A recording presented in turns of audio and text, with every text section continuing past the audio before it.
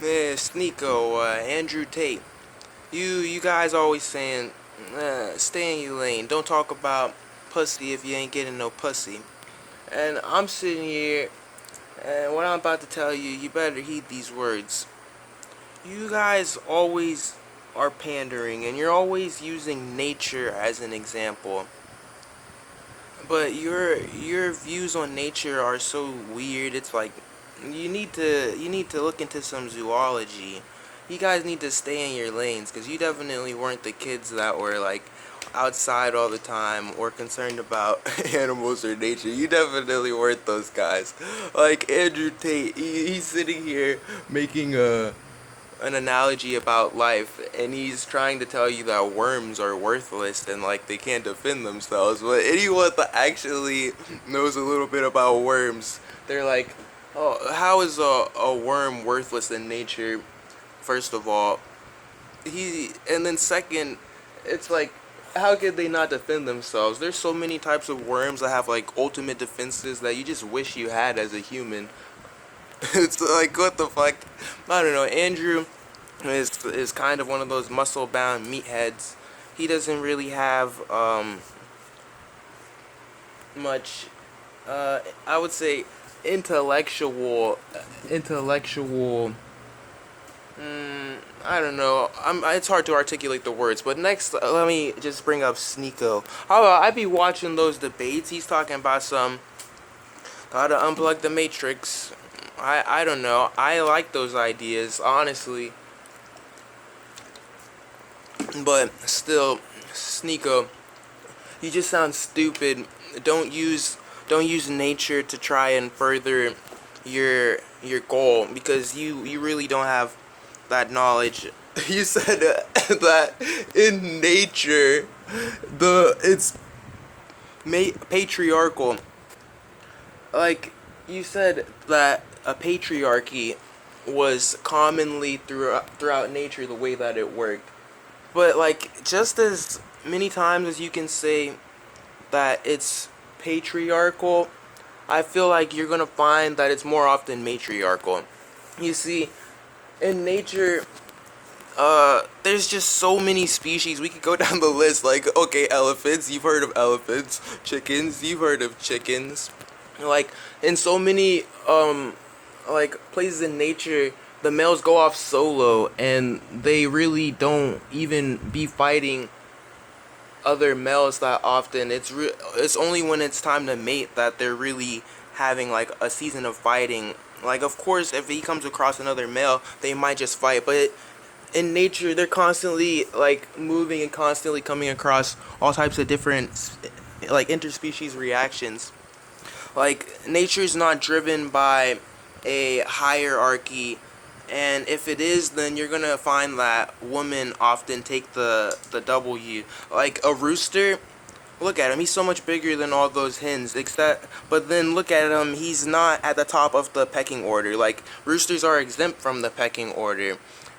Oftentimes you're just gonna find that a rooster is like submissive to the hens, and honestly he's like just a gentleman. His main goal is to protect them. He doesn't really think about fighting them, and he doesn't really fight them over food either. um Another animal, well, whoa, cats. Insects, bro, if you apply that nature to like humans, you mess with the wrong bitch and she's gonna fucking literally eat you. It's that simple. And then so many species, the female is bigger than the male, but and then other species, there's definitely, you see, humans are the ones that created these concepts, and so you just sound so dumb when you really try to apply them to nature in the sense that humans perceive these concepts. Because really, like, do you think animals are sitting here with like kings and fucking queens and like fucking, oh, I'm going to be the prince? Like, the whole alpha and beta, like, it wasn't even like, I learned that it wasn't actually how they were interacting in the sense that humans actually apply it. Like, You know what we perceive an alpha male as, and you know what we perceive a beta as.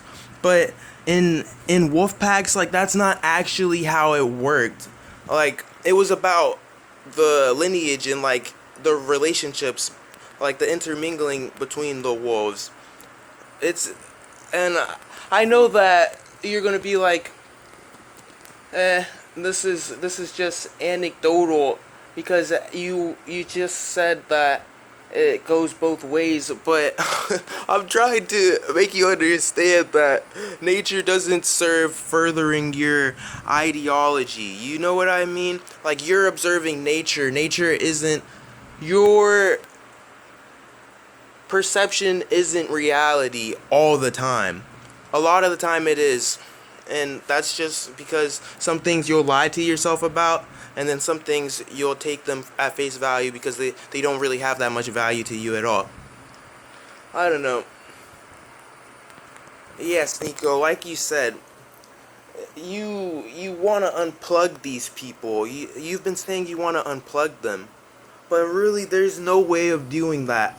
I've been thinking about it because you've been uploading this for a while. And of course, like, there's like-minded people who have similar ideas. And I would say I can agree with you on a lot, but you can't put your burdens down unless you're ready to put them down.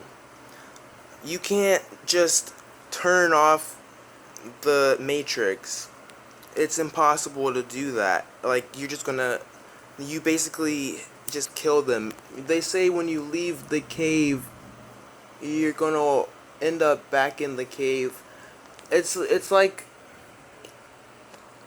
it has something to do with the ironic process and, like, self-fulfilling prophecies.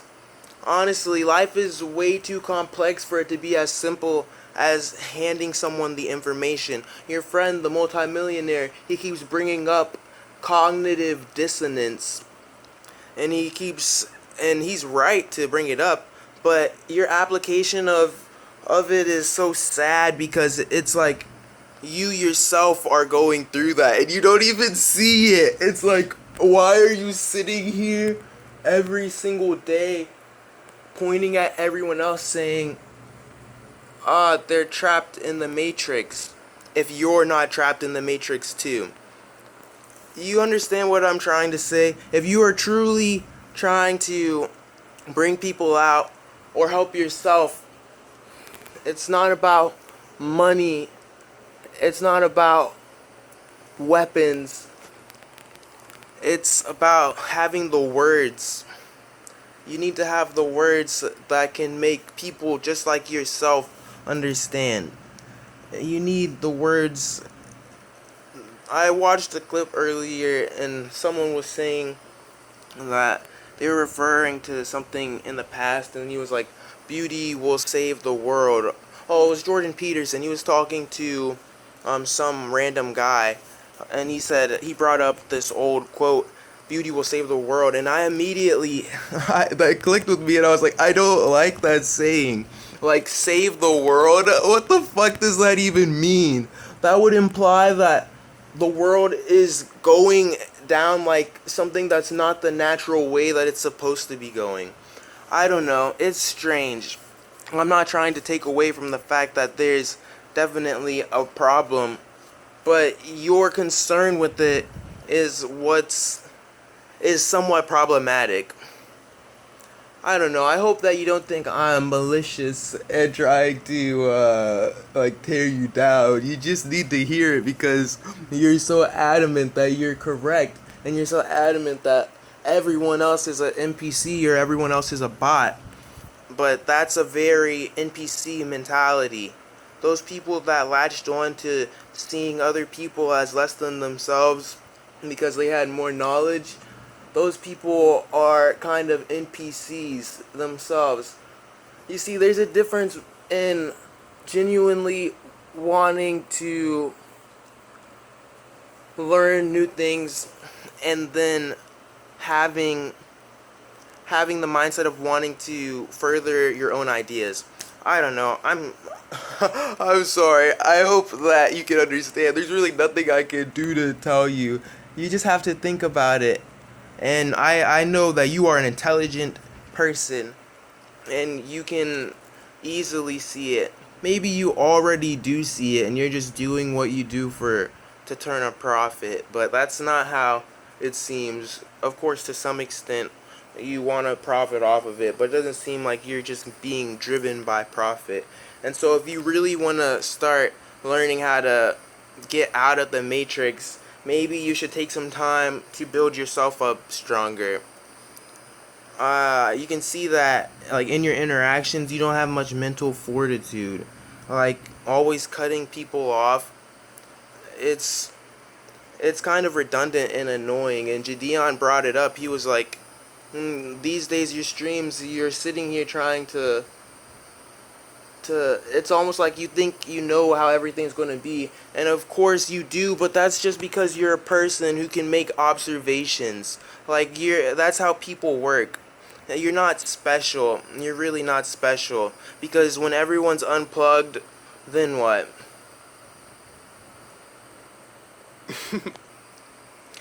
You, Mr. Multimillionaire that sits besides sneako, you can see it. I know that you somewhat understand that you trying to break people out is impossible, because how can you pull someone out abruptly if they're not willing to let go themselves? And it seems as if you somewhat aren't willing to let go yourself either, because the idea of getting out and then going back in to save everyone, that's not something that you would do if it was truly you seeking escape. Life sucks. We're all humans. Peace out.